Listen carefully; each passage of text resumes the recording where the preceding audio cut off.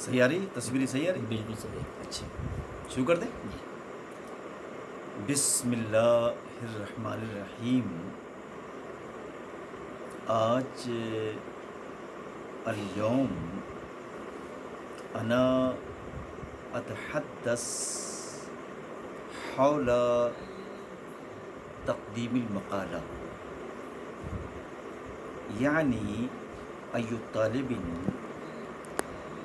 او ای کاتب حینما هو يريد المساہمہ فی ای ندوۃ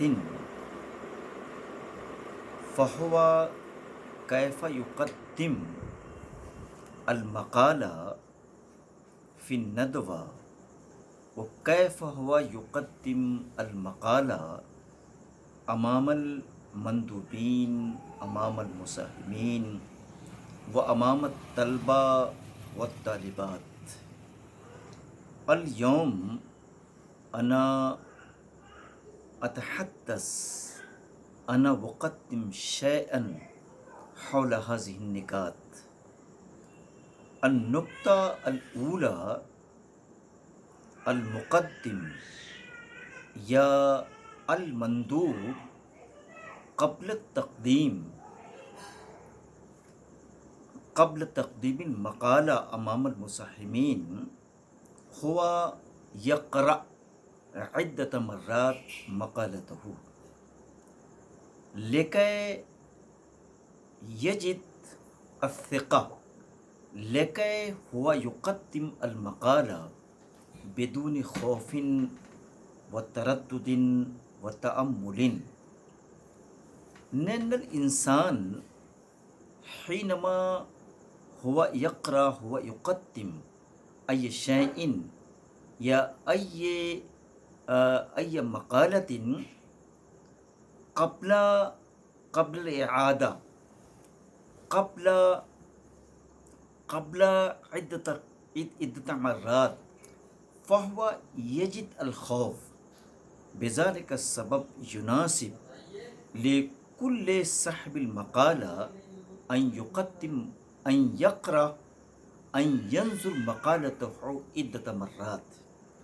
وكذلك يناسب لكل صاحب المقالة حينما هو يساهم، هو يجيء أمام المساهمين، فواجب عليه أن ينظر بغير النظر جميع المفردات المشكلة في هذه المقالة، لأن المفردات، لأن الكلمات الصعبة المشكلة توجد كثيرا في أي مقالة، في أي كتابة. حينما هو يقرأ هذه المفردات بشكل غير صحيح، فهو يجد الذلة، فهو يجد الحقارة من جانب المساهمين ومن جانب أصحاب المقالات والمندوبين. بذلك السبب حينما هو يجد أي اضطراب عن أي كلمة، فهو يذهب إلى القواميس، فهو يذهب إلى اللغات لكي يجد جميع الكلمات بصورة صحية وبصورة سديدة. وكذلك أنا أريد أن أقدم النقطة الثالثة، کہ أي شخص هو يقدم المقالة فيناسب، فينبغي له أن يقدمها بالطمانية، أن يقدمها بوثوق كامل، ويقدم بدون خوف ومسألة. لأن الإنسان، لأن صاحب المقالة حينما هو يقدم خائفا، حينما هو يقدم المقالة مترددا ومضطربا، فهذا التقديم هو لا يكون جيدا وصحية. بذلك السبب هو يجيء أمام المصحمين بثقة كاملة بيقين جامع، وكذلك يناسب وجب على صاحب المقالة کہ حينما هو يقرأ فبعض من النکات فبعض من النواحی وهي تجيء في هذه المقالة فيناسب له أن يفهم أن يفصل التفصيل لهذه النقطة، أن يشرح لهذه النقطة، أن يشرح جميع المشكلات في هذه المقالة.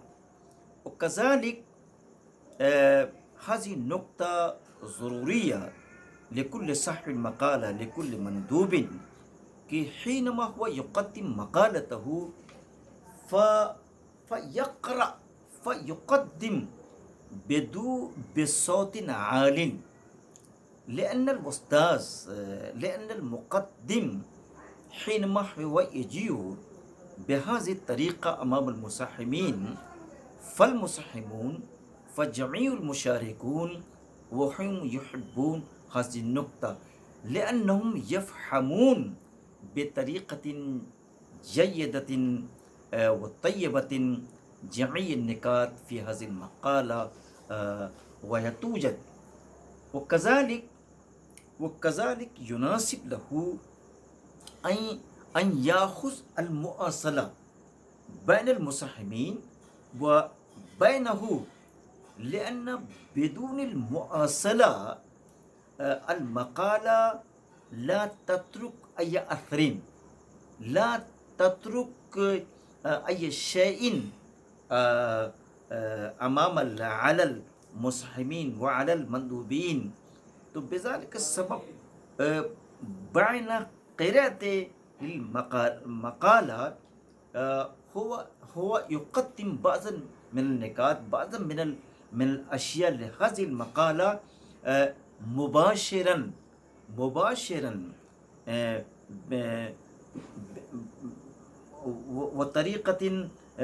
بطريقة مباشرة.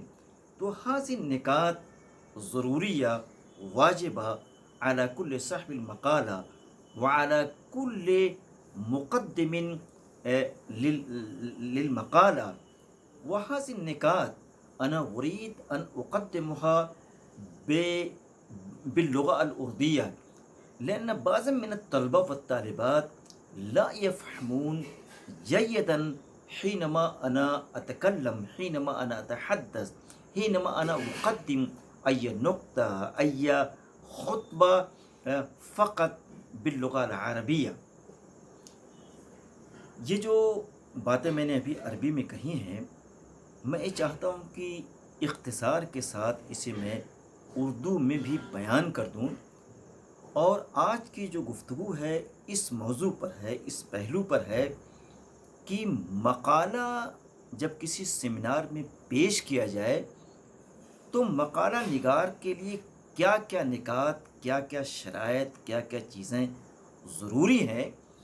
اس میں سے سب سے پہلی جو بات ہے کہ جب کوئی انسان، کوئی مقالہ نگار کسی سیمینار میں کوئی مقالہ پیش کرتا ہے تو پیش کرنے سے پہلے جو انتہائی ضروری چیز ہے کہ وہ متعدد بار سامعین کے سامنے آنے سے پہلے اپنے مقالے کو پڑھ لے، تاکہ کسی طریقے کی ہچکچاہٹ نہ ہو، کسی طریقے کا اضطراب نہ ہو، اسے کسی طریقے کی دقت کا سامنا نہ کرنا پڑے.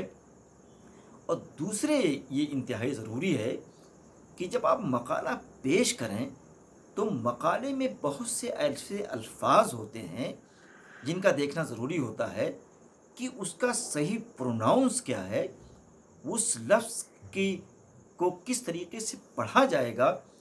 بالخصوص عربی کا اگر کوئی طالب علم ہے اور الفاظ کو، کلمات کو غلط طریقے سے پڑھتا ہے، اس کو صحیح پروناؤنس نہیں کرتا ہے، تو یہ چیز اس کے لیے بڑی ذلت کا اور بڑی رسوائی کا سامنا ہوگا.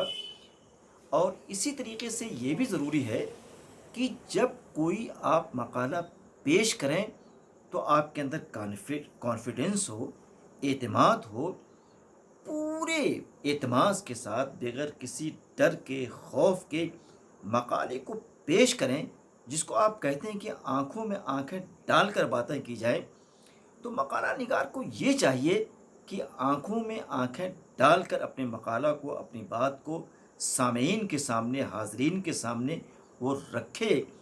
اس کی وجہ سے مقالہ نگار کے وقار میں اس کی مقالہ کی جو عظمت ہے وہ پوری طریقے سے سامنے آتی ہے۔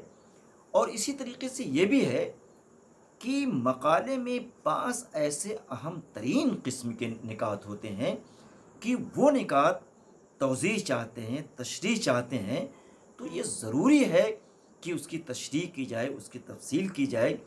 اگر اس طریقے سے مقالہ نگار نہیں کرتا ہے تو اس کے مقالے کی جو افادیت ہے، جو اس کی عظمت ہے، وہ پوری طریقے سے سامنے نہیں آ پائے گی۔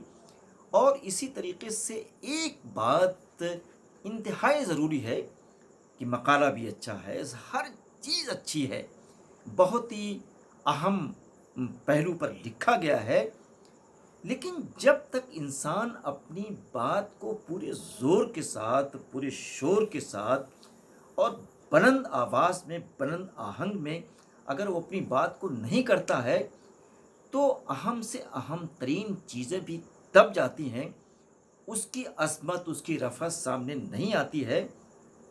تو ایک ٹیچر کے لیے، ایک مقالہ نگار کے لیے، ایک خطیب کے لیے یہ ضروری ہے اس کی آواز میں زور ہو، طاقت ہو، چونکہ جب آواز زور ہوگی تو ترسیل ہوگی، جب آواز میں قوت ہوگی تو وہ اپنی کسی بات کو پوری طریقے سے کنوے کر سکتا ہے۔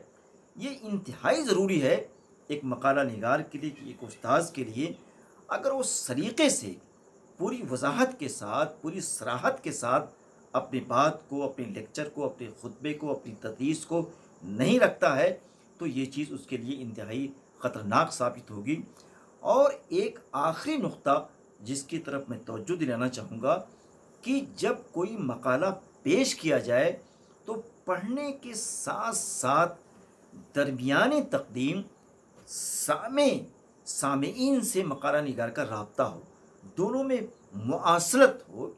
اگر یہ مواصلت نہیں ہوگی، کبھی کبھی آپ ڈائریکٹلی اور بغیر صفحات کو، بغیر اقتباسات کو دیکھے ہوئے اگر اپنی بات ڈائریکٹلی شیئر کریں گے، جس کو ڈائریکٹ میتھڈ کہتے ہیں، تو اگر آپ ڈائریکٹ میتھڈ کو اپنے مقالے میں اختیار نہیں کریں گے تو یہ مقالہ آپ کے بہت اثرات نہیں چھوڑیں گے۔ تو ان سارے نکات کو اگر پیش نظر رکھا جائے اور پھر اپنی کسی چیز کو، پھر کسی اپنے مقالے کو، پھر کسی اپنے خطبے کو پیش کیا جائے گا تو یہ چیز انتہائی مؤثر ہوگی۔ میں سمجھتا ہوں کہ اس تھوڑی سی گفتگو کے بعد کہ مقالہ کس طریقے سے پیش کیا جائے تمام باتیں سامنے آ گئی ہیں۔ وآخر دعوانا الحمدللہ رب العالمین۔